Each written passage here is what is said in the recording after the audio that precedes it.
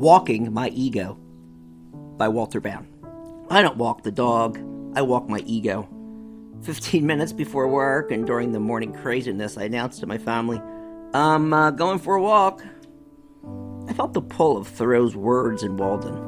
A morning walk is a blessing for the entire day.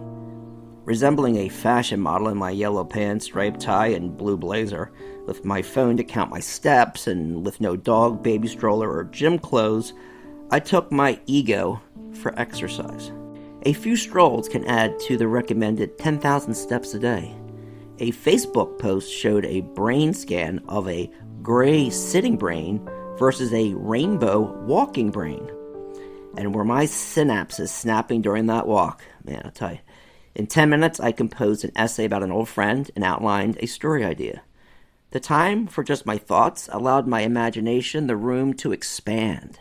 I was open to the elements and the senses, a robin plucking a bloated worm from the sidewalk, dried leaves falling from an oak, while a squirrel sprucing up his dray, and that woman in the black nightie by the open window preparing breakfast. I don't come from a long line of walkers. Walking is an affectation for my literary interest. When I lived at home walking at midnight, the cops would stop me as if I was up to shenanigans. I'm emulating my walking hero, Robert Frost, they said, to generate ideas for my writing. Did that confirm I was high on something? As I tell my students, I never did drugs. I just snort pure poetry. And then I pretend to cut a line from the cover on Whitman's Leaves of Grass. That high is what runners feel, right? I believe endorphins. But I don't think straight when running. My thoughts get knocked around too much. And have you ever looked at runners?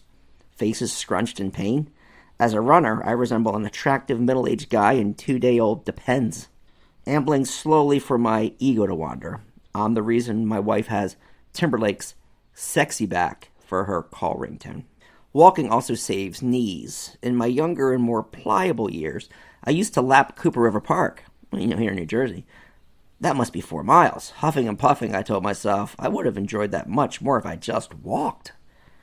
Will our knees thank us when we're 80? I hope so. I have company out there. Most are dog walkers. I get, don't worry, he doesn't bite. And then I say, yeah, but I do. It's also one of the reasons why I never want a dog. It would take too much attention away from me. Why not take Dad for a walk? Gosh, I love when my wife Mary Jane rubs my tummy, and would I ever compete with a dog? A mysterious woman in the neighborhood must walk 100,000 steps in a day. In the morning, afternoon, evening, no matter the weather, she's out, wearing the warmest clothing, even when it's boiling. Another woman always walks with a straw hat with the width of an albatross. An older gentleman walks with tremendous strides, wielding a golf club. Maybe he's scared of the zombie apocalypse, my wife said. My favorite time of the day, however, is when I walk with my wife. But lately, she's been busy. When pajamas appear at 7, I know I'm walking alone. Time for a lonely man walk. I told her to make her feel guilty. Be safe, she said. At night, too, with headphones, no one knows I'm air guitaring to the White Stripes or playing air drums to The Clash.